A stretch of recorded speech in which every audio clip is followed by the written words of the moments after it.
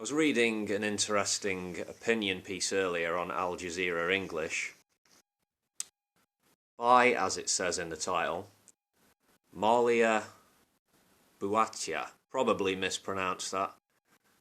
I'll link the article in the description by the former president of the National Union of Students. It's called How the Diversity Industry Silences People of Colour. The author is seemingly attacking L'Oreal for its diversity campaign, which she sees as lacking substance.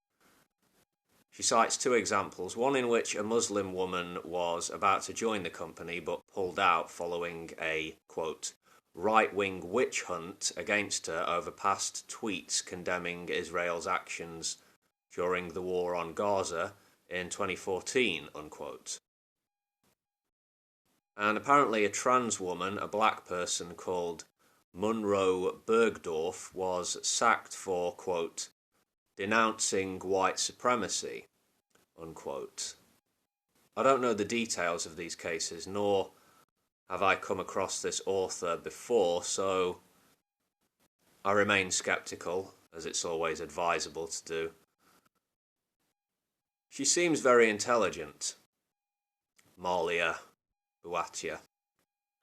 Yeah, she says of L'Oreal, quote, L'Oreal, like so many other international companies, has been involved in the co-option and depoliticization of diversity. For international companies as well as state institutions, diversity is acceptable as long as it is easily consumed, profitable, and perhaps most importantly, silently performative. But diversity of opinion, which challenges structural racism and inequality, is perceived as dangerous and therefore silenced, unquote.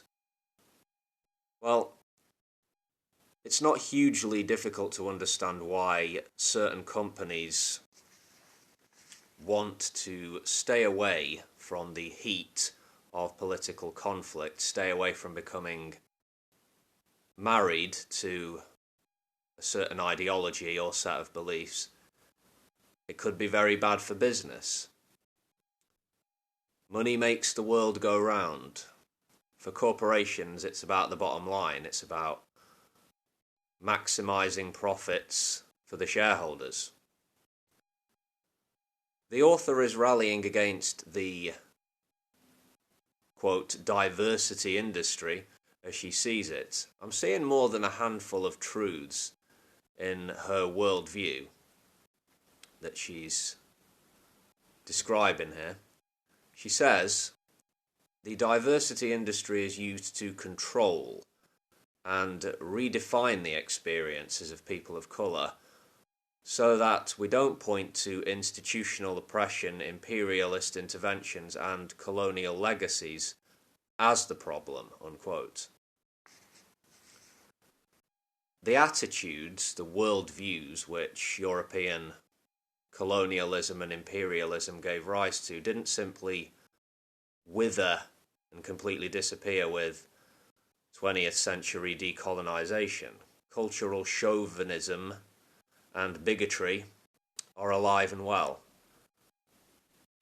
The world of the 21st century is largely the way it is, politically, economically, because Europeans went forth and conquered, colonised,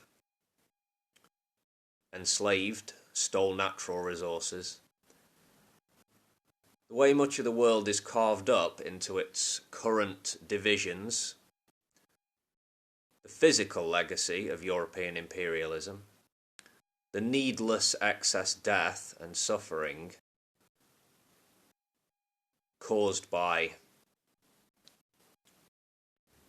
the last several hundred years of imperialism, it's impossible to accurately quantify the psychological effects caused by cultural destruction, and in many cases people being alienated from their own cultures. It's hard to get a handle on the amount of damage that's been done.